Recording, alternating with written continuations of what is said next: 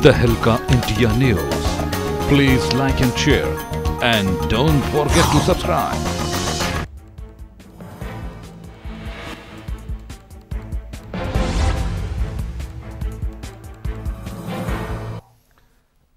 नमस्कार, स्वागत है आप सभी का तहलका इंडिया न्यूज में। मैं हूं योगेश दसवार और आप देख रहे हैं खबर उत्तराखंड। चलिए शुरू करते हैं खबरों के सिलसिले को। उत्तराखंड में NH-74 घोटाले के आरोप में सस्पेंड IS चंद्रेश यादव की बहाली के बाद अब सियासत गर्मा गई है। कांग्रेस ने इस मसले पर बीजेपी को आड़े हाथों लिया है। कांग्रेस प्रदेश अध्यक्ष प्रीतम सिंह की माने तो जीरो टॉलरेंस का दावा करने वाली सरकार सिर्फ दिखावा कर रही है। वर्तमान सरकार ब्यूरोक्रेसी की गिरफ्त में। प्रीतम ने सरकार पर बरसते हुए कहा कि प्रदेश की सरकार भ्रष्टाचारियों को संरक्षण देने का काम कर रही है और केंद्रीय मंत्री नितिन गडकरी तो खुलेआम ही अपने अधिकारियों से पूछताछ के लिए मना कर चुके हैं। वहीं कांग्रेस के आरोपों पर बीजेपी विधायक ने पलटवार करते हुए कांग्रेस को आईना देखने की नसीहत दे दी है। विधायक दिलीप रावत की माने तो सरकार ने ही दोषियों को बख्शेगी और ना ही किसी को जबरन फंसाया जाएगा। तो पहले ही उनसे अनुमति लेने गया था और उन्होंने यहीं तक कहा था मुझे कि आपको चुनाव लड़ाने से मुझे ये फ़ायदा है कि मुझे औरों के लिए वोट भी और नोट भी जमा करने पड़ेंगे, जुटाने पड़ेंगे, लेकिन आपके साथ ये दिक्कत नहीं है। और मैंने पहले उनसे अनुमति ली, उसके बाद मैंने चुनाव। माननीय हरक सिंह जी एक अलग चरित्र के लोग हैं और क्योंकि जिस काम को वो कर सकते हैं वो मैं कभी नहीं।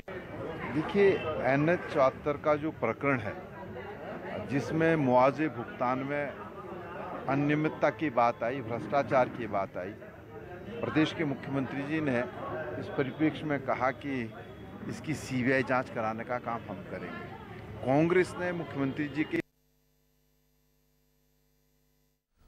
और उत्तराखंड में निकाय चुनाव भले ही खत्म हो गया लेकिन चुनावी रंजिश खत्म होने का नाम नहीं ले रही है। आज तीर्थ नगरी ऋषिकेश में दो पक्षों में खूब विवाद हुआ। आपको याद है कि इतना ही नहीं, इस आपसी संघर्ष में 7 लोगों को गंभीर चोटें भी पहुंची हैं। घायलों का कहना है कि कुछ लोगों ने उन पर लाठी डंडे, लोहे की रॉड और धारदार हथियार से हमला कर दिया और किसी तरह से भागकर पीड़ितों ने अपनी जान बचाई। कुछ घायलों का इलाज राजकीय चिकित्सालय में चल रहा है। वहीं डॉक्टरों ने एक घायल को गंभीर देखते हुए एम्स रेफर कर दिया है। क्षेत्रीय पार्षद विकास तेवतिया का कहना है कि अभी हाल ही में नगर निकाय चुनाव में उनके निकटतम प्रतिद्वंदी अपनी हार की बौखलाहट के चलते ही इस तरह की हरकतें कर रहे हैं। उन्होंने आरोप लगाया है कि निशा भंडारी ने अपने बेटे अश्विनी भंडारी के द्वारा उनके समर्थकों पर हमला किया, जिस कारण उनको गंभीर चोटें आई हैं। देखिए, जिस तरह से आज 3 अलग अलग जगहों पर क्योंकि अभी नगर निगम के चुनाव निपटे हैं और मैं वहाँ से निर्वाचित पार्षद हूँ, 3 अलग अलग जगहों पर मेरे ही समर्थकों को टारगेट कर मारा गया है। उनको गंभीर चोटें मारी गई हैं, चाकू से उन पर हमला हुआ है। एक अभी भी सीरियस है एम्स में इस समय। उस वाक्य को देखते हुए ये लग रहा है कि कुछ लोग चुनावी रंजिश के तहत चुन चुनकर मेरे समर्थकों को पर हमला कर रहे हैं। पुलिस की भूमिका क्या लगी? पुलिस की भूमिका, जिन लोगों पर हमला हुआ उन्हीं के घर पुलिस द्वारा दबिश दी गई। जिन लोगों द्वारा हमला किया गया उन्हें वहां छोड़कर पुलिस चली गई थी और पुलिस के जाने के बाद जो लास्ट में तीसरा हमला उनके द्वारा हुआ है, पुलिस के जाने के बाद चाकुओं से हमला हुआ है। कहीं अगर पुलिस समय पर उन पर रोक लगा देती तो शायद ये चाकू वाला हमला, जो इतना सीरियस है, लड़का आज एम्स में सीरियस है, वो घटना शायद रुक सकती है। मैं घर जा रहा था अपने कॉलेज के पीछे, सर वहाँ बैठा था दोस्तों के साथ, चाय पी रहा था।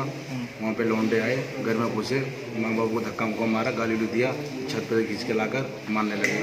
तुषार था, दुर्गम, राजू, आंसू, गोलू थे सब। उसको मारने के बाद मैं नीचे आया, वहाँ पे जेवर गार्ड रहता, गार्ड उसको धक्का मुक्की गाली देने लगे। क्यों मारा, क्यों झगड़ा, क्यों मारपीट क्यों हुई आप लोगों को? क्या चुनावी रंजिश हो सकती है आप लोगों के साथ? कर दिया हो सर, भैया हम सपोर्ट करते इसलिए। किसका सपोर्ट करें? भैया हम कर रहे थे।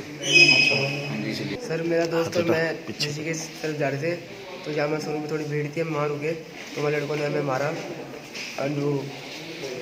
आशु भंडारी और उसके साथ में बहुत सारे लड़के थे। तुषार प्रजापति था, गोलू भंडारी, वो दुर्गम, राजू, तुषार प्रजापति, ये सब थे। उन्होंने मेरे पैर में रोड मारी, स्तर में रोड मारी। तब हमें बोले थे जहाँ से खत्म कर दो। मैं उधर भागा, मेरी पैंटें पूरी कीचड़ में बन रही है, मैं कीचड़ में भागा उधर। अब मेरे दोस्त को ही मारा क्योंकि चाबी थी बाइक की चाबी फेंक दी, उसे ही मारा। उसकी गाड़ी पर भी लात मारी, वो भी भागा और मैं ही भागा। और गंगा की स्वच्छता और निर्मलता को लेकर स्पर्श गंगा अभियान के तहत आमजन की सहभागिता के साथ ऋषिकेश से लेकर हरिद्वार तक साइकिल रैली का आयोजन किया गया, जिसका समापन वीआईपी घाट हरिद्वार में किया गया। इस मौके पर पूर्व मुख्यमंत्री और हरिद्वार सांसद रमेश पोखरियाल निशंक, महामंडलेश्वर रामानंदाचार्य और स्वामी कैलाशानंद ब्रह्मचारी ने भी मौजूदगी दर्ज कराई। पूर्व मुख्यमंत्री और हरिद्वार सांसद रमेश पोखरियाल निशंक ने कहा कि पहली बार हुआ है कि जब गंगा की स्वच्छता और निर्मलता के लिए आम जन की सहभागिता नजर आई है। हजारों की संख्या में बच्चों से लेकर बुजुर्ग तक गंगा की सफाई के लिए आगे आए हैं, जो कि भविष्य के लिए बेहतर संकेत हैं। वहीं परमार्थ निकेतन के स्वामी चिदानंद ने कहा कि गंगा को स्वच्छ करने का सपना एक अच्छा सपना है और उसको लेकर हर किसी को अपने अपने स्तर से सहयोग करना होगा और अगले 6 महीने में जहां जाना है वहां सुंदर झरने बहते नजर आएंगे। उन्होंने गंगा स्वच्छता के लिए सभी से बढ़ चढ़कर सहयोग करने की अपील की है। मुझे पूरा विश्वास है ये सपना बड़ा प्यारा है, एक ड्रीम प्रोजेक्ट है। थीम भी अच्छी है, ड्रीम भी अच्छा है, लेकिन अब टीम चाहिए। टीम के लिए हम सबको मिलना पड़ेगा, एक बात। दूसरी बात, अपना अपना टाइम, अपना अपना टैलेंट, अपनी टेक्नोलॉजी और अपनी टेनासिटी अगर करेंगे तो पक्का मानिए ये काम हो।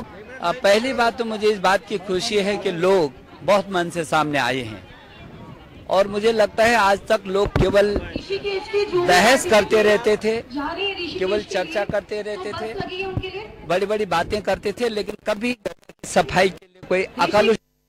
उत्तराखंड के किच्चा कोतवाली क्षेत्र के आवास विकास में पूर्व पालिका अध्यक्ष सुरेश अग्रवाल के भाई और व्यापारी से तमंचे के बल पर 4 लाख की लूट का मामला सामने आया। बताया जा रहा है कि जब व्यापारी अपनी दुकान बंद कर स्कूटी से घर जा रहे थे, तभी 3 बाइकों पर सवार 5 हथियारबंद बदमाशों ने व्यापारी से रुपयों से भरा बैग छीन लिया और फरार हो गए।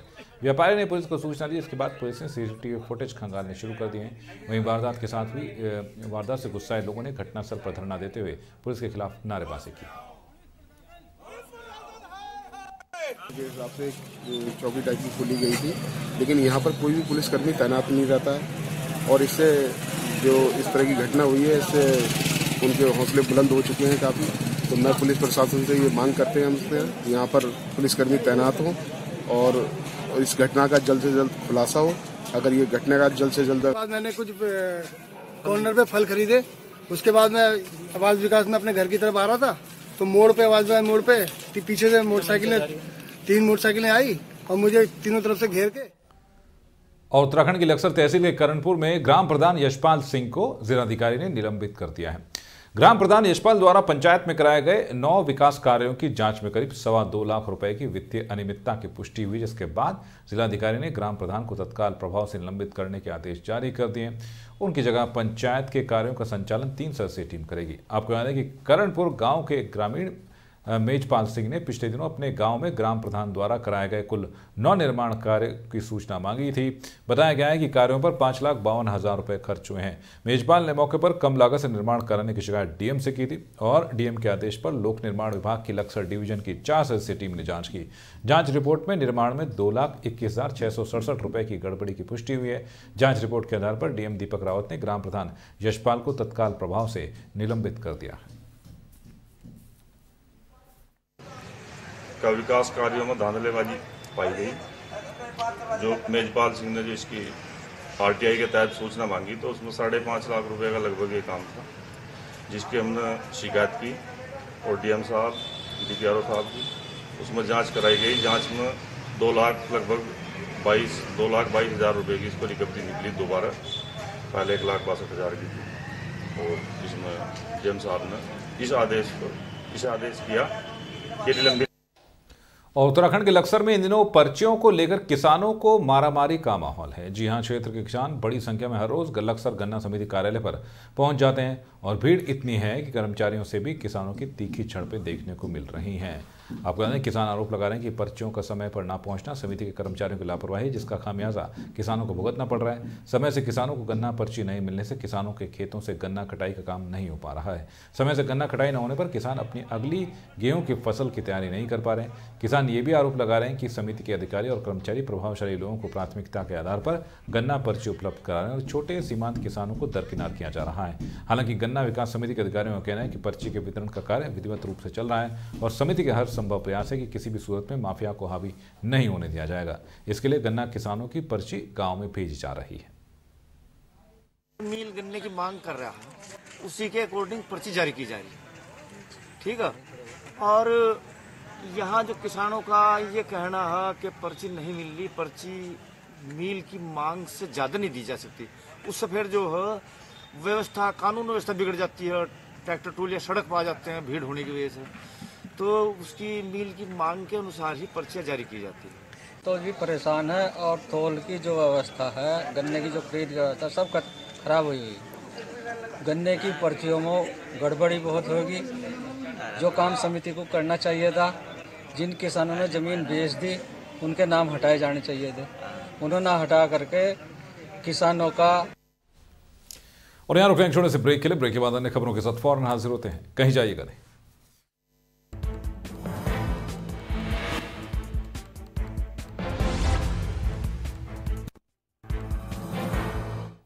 ब्रेक के बाद आपका एक बार फिर से स्वागत है। आप देख रहे हैं खबर उत्तराखंड। चलिए शुरू करते हैं खबरों के सिलसिले को।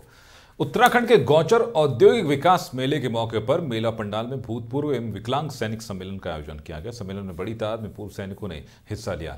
सैनिक सम्मेलन में मुख्य अतिथि ब्रिगेडियर अनिल कुमार पुंडीर मौजूद रहे। इस दौरान जिला सैनिक कल्याण अधिकारी कर्नल भरत सिंह रावत ने पूर्व सैनिकों और उनके परिवार को सैनिक कल्याण के माध्यम से दी जाने वाली सुविधाओं के बारे में जानकारी दी। सम्मेलन में पूर्व सैनिकों और उनके आश्रितों को medical camp, ECHS camp, online digital life certification समेत कई सुविधाएं दी गई।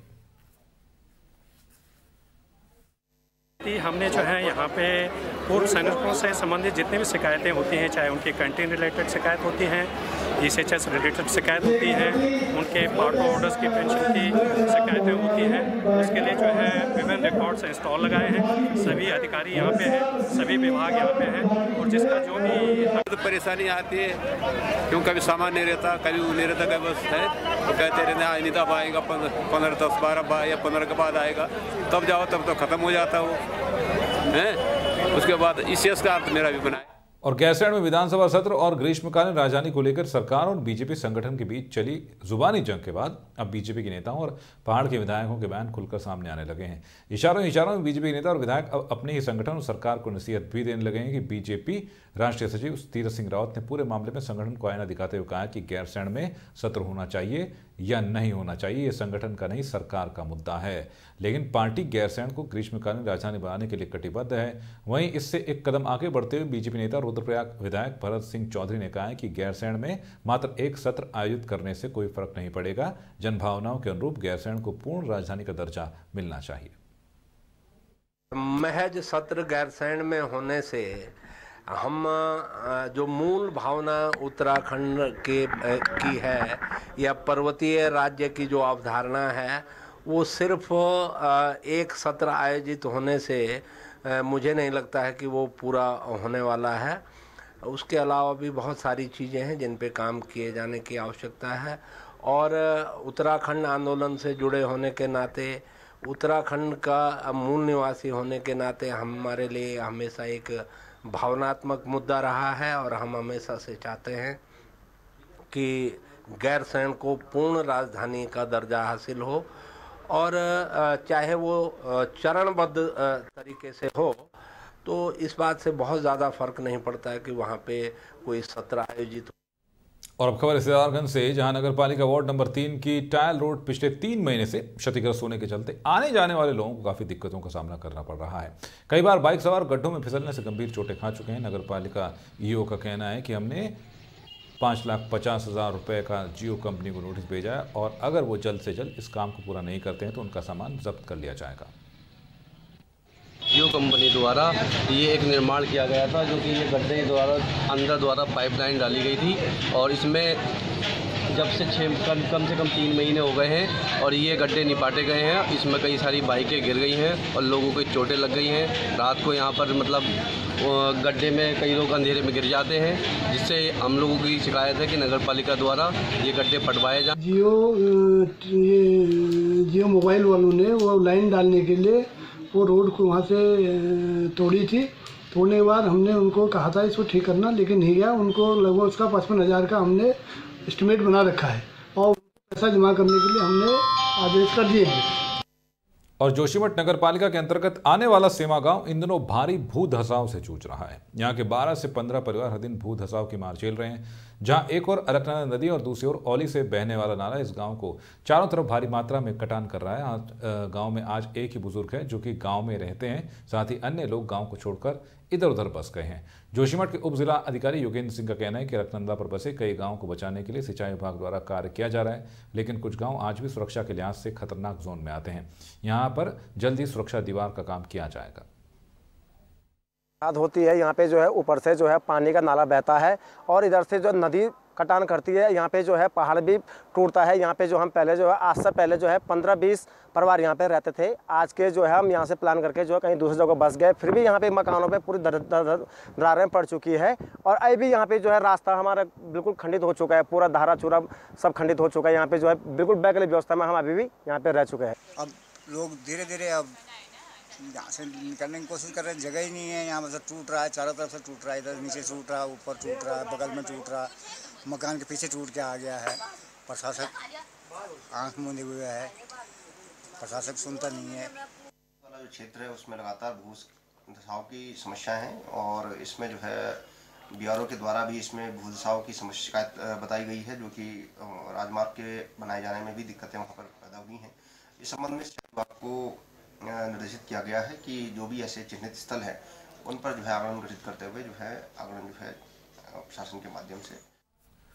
और उत्तराखंड विधानसभा का शीतकालीन सत्र 4 दिसंबर से होने जा रहा है। विधानसभा का शीतकालीन सत्र सप्लीमेंट्री बजट के लिए बुलाया गया है, लेकिन जिस तरीके से विपक्ष का रुख इस सत्र को लेकर नजर आ रहा है उससे एक बात तो साफ है कि शीतकालीन सत्र हंगामेदार रहने वाला है। एक और कांग्रेस NH-74 जैसे मुद्दों पर सरकार को घेरने की तैयारी कर रही है, वहीं दूसरी ओर सरकार कांग्रेस को नाकाम विपक्ष का नाम दे रही है। कि कांग्रेस विपक्ष में है तो उसका काम है अपनी बात को रखना और जो बात नहीं, जहाँ तक सत्ता पक्ष की बातें नहीं पहुँच रही वहाँ तक पहुँचाना। पर मुझे लगता है कि वो गंभीर नहीं है सदन के प्रति, जब सदन में बार बार देखने को आया। और इसी का ये है कि हमारे जो विधायक लोग हैं, जो उनका कर्तव्य भी है प्रश्न पूछना, वो हम पूछते भी हैं और मुझे लगता है कि विपक्ष से ज़्यादा सजगता से पूछते हैं, इसलिए हम दोनों भूमिका में हैं। कि शीतकालीन सत्र की जो अवधि है मात्र 2 दिन की, उस अवधि में तमाम विषय हम उठा नहीं पाएंगे। 3 तारीख को कांग्रेस विधानमंडल दल की बैठक है, हम तय करेंगे कि कौन से विषय को किस नियम के अंतर्गत किस तिथि को उठाना है। हम सरकार को जो है सदन के अंदर घेरने का काम करेंगे। सत्र बेशक 2 दिन का हो, लेकिन हम सरकार से जवाब। तो खबर उत्तराखंड के इस बुलेटिन में अभी के लिए बस इतना, और खबरों की जानकारी के लॉग ऑन कीजिए हमारी वेबसाइट tehlkaindia.com पर। फिलहाल दीजिए इजाजत।